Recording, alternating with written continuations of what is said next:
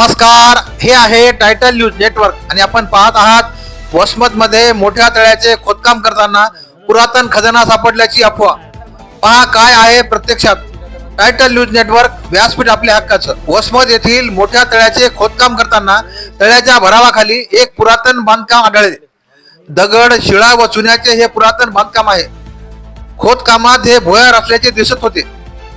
पुरातन भुयार निघाल्याची चर्चा शहरात सुरू झाली. मात्र भुयारासोबत पुरातन कालीन खजाना सापडल्याची अफवा पसरवण्यात आली. या अफवेमुळे खोदकामाच्या जागी मोठ्या संख्येने बघ्यांची गर्दी जमा झाली. मात्र प्रत्यक्षात हे भुयार नव्हते ना कोणता खजिना सापडला. हे पुरातन बांधकाम वसमतच्या मोठ्या तळ्याचे जास्तीचे पाणी वाहून जाण्यासाठीची व्यवस्था असलेला पाण्याचा सांडवा असल्याचे समोर आले आहे. वसमत शहराला पुरातन इतिहास आहे. जुन्या वसमत शहरात 30 ते 40 वर्षापूर्वी खोदकाम करताना मोठ्या प्रमाणात सोने सापडल्याचा इतिहास आहे. तेव्हापासून जुन्या वसमत शहरात खोदकाम सुरू झाले की हंडा सापडतो असा समज होऊन बसलेला आहे.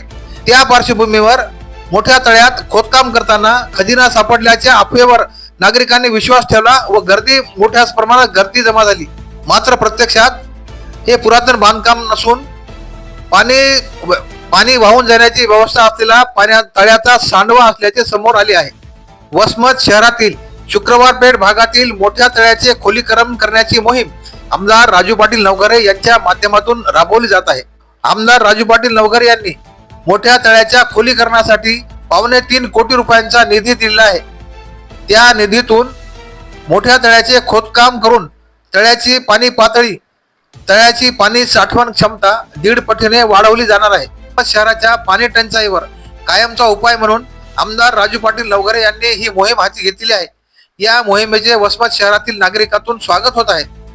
मात्र गुरुवारी या खोदकामाच्या दरम्यान मोठ्या तळ्यात पुरातन कालीन भुयारासारखे बांधकाम निघाले.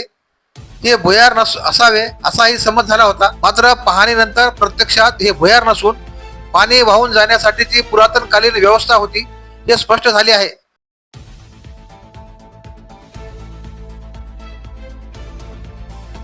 वसमत शहराला जुना इतिहास आहे. पुरातन कालीन बांधकाम मोठ्या प्रमाणात वसमत शहरात आहे. हे वसमतचे तळे सुद्धा जुने व पुरातन कालीन आहे. त्यामुळे या तळ्यालाही ऐतिहासिक महत्त्व प्राप्त झालेले आहे. त्या पार्श्वभूमीवर आमदार राजू पाटील नवघरे यांनी या तळ्याची दुरुस्ती करून खोलीकरण करून सुशोभीकरण करण्याची मोहीम हाती घेतलेली आहे व त्यात आता पाण्याचा खजिना साठवला जाणार आहे. पहा टायटल न्यूज नेटवर्क, व्यासपीठ आपल्या हक्काचं.